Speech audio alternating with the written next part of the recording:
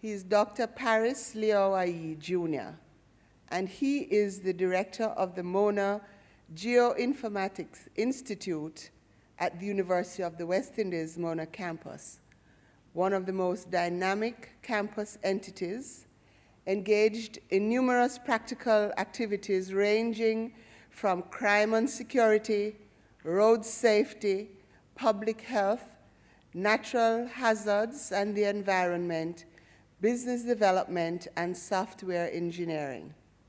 He also serves on many private and public sector boards, including as chairman of the Water Resources Authority and the National Works Agency. He also sits on the parent board of the Grace Kennedy Group, one of Jamaica's largest companies with almost 3,000 employees and operations in over a dozen countries, including the United States of America, the UK, and Canada, as well as two of its subsidiaries, Grace Foods and Hilo Food Stores, and its audit and corporate governance committees. He also serves on the boards of a media company, a real estate development firm, and a social development and services organization. He previously served on the board of the National Housing Trust, including its technical committee, and as the chairman of its Human Resources and Policy Committee, as well as the boards of the Jamaica National General Insurance Company, previously known as NEM Insurance, and the Jamaica Automobile Association. He was also previously the head of Department of Geography and Geology at the University of the West Indies. He's a former government Jamaica exhibition scholar and a UK Commonwealth scholar. He holds a Doctor of Philosophy degree in geography from the University of Oxford and a Bachelor of Science degree in Earth Sciences with first-class honors from the UWI. In 2014, he was selected as an Eisenhower Fellow, joining a highly select group of international leaders from around the world to tour leading organizations and individuals in the United States and develop global leadership skills and networks. He toured, among other places, Silicon Valley, Harvard University, the United States Air Force Academy, the multiple law enforcement and Fortune 500 companies. He was the first Jamaican or Caribbean national, for that matter, to have been selected in 14 years. And last night he reminded me that about 10 years ago, while I was Minister of Culture, I presented to him one of Jamaica's honors, the Musgrave Medal. I think he was the youngest recipient of that medal. It is my great pleasure to invite Dr. Parris Lyew-Ayee to address us.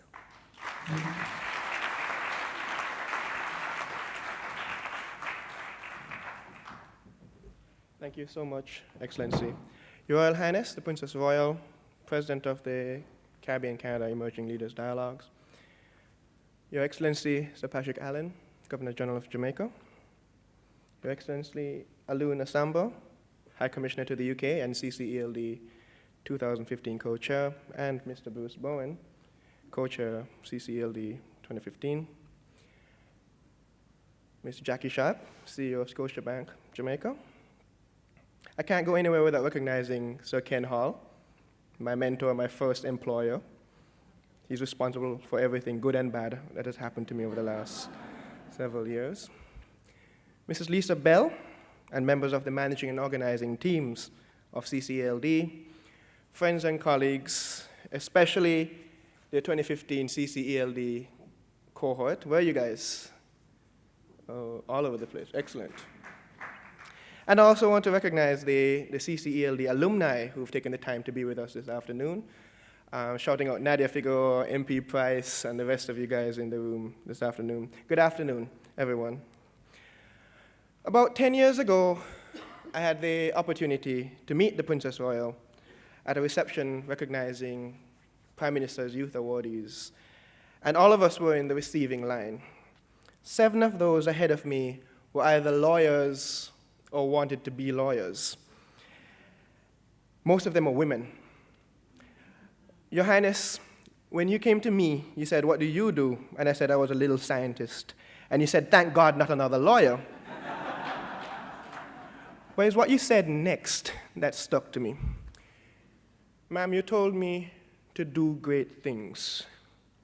And it haunted me, it stuck with me. Since then, everything I've done is just good enough. And I have a photograph of that moment in my office and at my home to remind me, is this good enough? You were pointing at me like this, and it's stuck with me. But I'm not ashamed to say I'm a royalist. I was in the crowd outside Buckingham Palace for Her Majesty's Golden Jubilee in 2002 with my Union Jack flag on one side and my Jamaica flag on the other, waving like a kid. And as a Commonwealth scholar at Oxford, I really appreciated what the Commonwealth represents, what it's done for me, what it's done for us as a country and as a region. I'm not joking when I say, or with any kind of irony, you know, God save the Queen, and so on. The CCELD is a continuation, an extension of that very rich legacy and commitment to service by the royal family to its former colonies, to its existing colonies. And I really want to say thank you very much for that, to you and to the royal family for all you've done and continue to do for us. Give them a round of applause, please.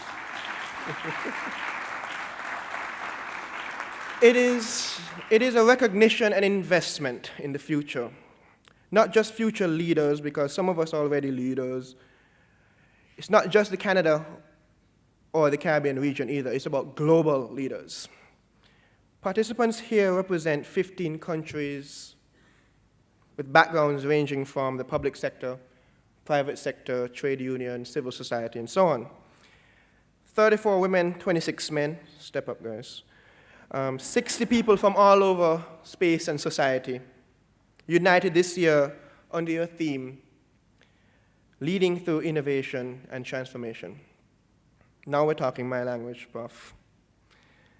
You touch on themes ranging from cultural intelligence, concepts of the global and the local, on ethics and governance. You talk about integrating technology, collaborative leadership, and dealing with failures. These are deep. These go beyond the superficial concepts and attitudes about leadership. In a world of 24-hour news cycles, 140 characters, and 6-second vines, the world is screaming for order in all that chaos. It's hard to get to the meat of something or for something to take hold when everything is about instant gratification. Too often, the revolution is romanticized. You look at the Arab Spring, born of technology. But true change, real change, is slower. It's evolutionary. It takes patience, and to guide and steer this process in an orderly fashion requires leadership. And not just the kind of big-mouth, know-it-all leadership that's very common in the developing world and on Fox News. It takes understanding and sensitivity to different perspectives, but most importantly, it takes the courage to do the right thing. On the aspect of cultural intelligence, my mother is from Singapore, and I was raised with traditional Chinese values and a tiger mom all ever present. I had my steady diet of brain-rotting American cable TV. I went to a school in downtown Kingston. I hung out with crazy trainees at UWI. And I went to do postgrad in the UK. There were different cultural influences around me all the time. And they're around all of us all the time. We can choose to take the best of each of these influences and make them uniquely ours. And sometimes the not-so-best influences. When people ask me what was my inspiration for developing the first GPS navigation system for the Caribbean donkeys years ago, the truthful answer, Professor Hall, is Need for Speed for PlayStation developed by the Japanese. As a geographer, these are very interesting times. Technology is dissolving geographic borders at a pace never before seen in history. English is the #1 second language in the world, and the proliferation of technology and access to technology serve as conduits for the fusion of culture, music and entertainment, fashion, and lifestyles. Sure, there are drawbacks, not least of which is the linguistic deterioration of society with internet slangs and emojis. IDK, but before you guys ROFL, LOLing all over the place, I'll just STFU and move on. But we have to take the good with the bad, right? And I'm the bad right now, but excuse me. Integrating technology isn't just about using technology. It's about understanding how thoroughly our lives revolve around technology and appreciating this in a pragmatic and sensible manner. Last week, the Broadband Commission put out a report noting how mobile broadband is the fastest technology in history to hit 1 billion users worldwide. It also notes, however, that the Internet of Things will see 10 devices connected for every person that uses broadband. This, if we're not careful, could also lead to the creation of a new digital divide between the people who have just access to people who take advantage of this connectivity. The future of leadership goes beyond mere inclusion and the embracing of diversity. There is nothing wrong with individual cultural uniqueness, but a leader cannot block out the changing tides of time as the world becomes, as someone once said, more beige. Leadership will always be leadership. But the future of leadership is just a bit more complicated, and where old notions collide with new systems. Sometimes this means getting over yourself, throwing out those old notions. Rory last night mentioned that there is no box to think outside of, no boundaries to confine us which once confined others. There is a distinction in this new age between leadership and other attributes that people deem worthy of note and celebration. There have been many tests to quantify the difference between intelligence and creativity. MRI scans show different firing patterns of the brain activity in highly intelligent people and highly creative people. Intelligent people show very quick cognitive processing of solutions, while creative people show slower processing while alternative pathways are explored. This is something those infamous Google interviews, they touch on and try to tease out of people, beyond just torturing you and seeing you squirm with these Jedi mind tricks and brain teasers that they like to play around with. But here's an actual question asked at Google. How would you weigh your head? How would you weigh your head? So answers have ranged from lying flat on the ground and putting your head on a scale. Some genius would have tried Archimedean water displacement calculations. But a more modern way could also use that same MRI machine I mentioned earlier. But who says the weight of your physical head is the answer? It's what's inside your head is the prize. And whoever can calculate this and value this, this is what they're after. If you know this, you're gold. Layer leadership on top of that stuff, you write your own ticket.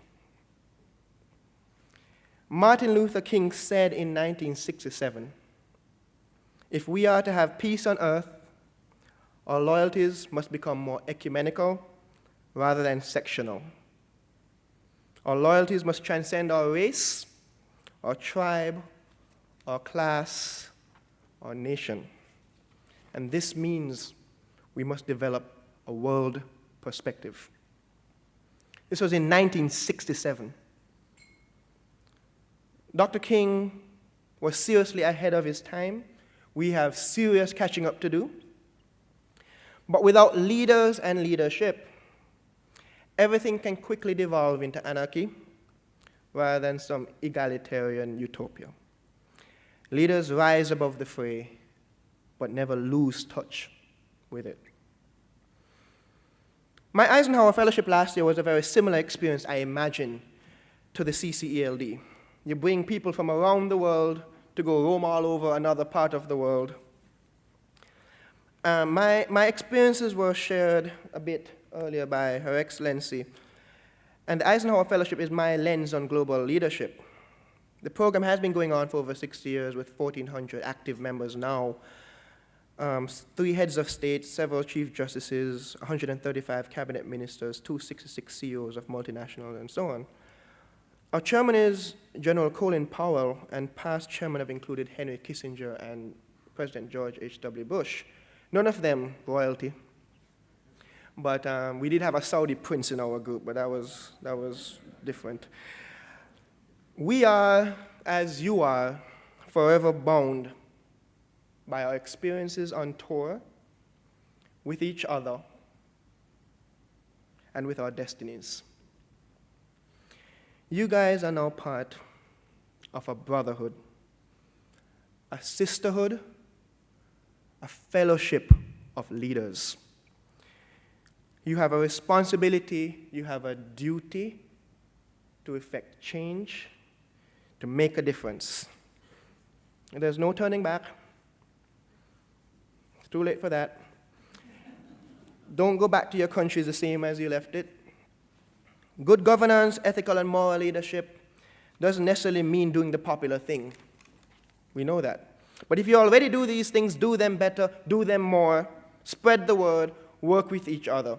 Lead from the front, lead from behind, lead arm in arm with each other. You're not going to change the world by yourself either. Don't forget your families. Don't forget your colleagues. Don't forget your friends. Don't forget those who mentored you. And don't forget those that you will mentor. 10 years ago, the Princess Royal told me to do great things. Your Highness, I've tried. I don't think I'm there yet, but I'm not done yet. And I've helped. Thank you all very much.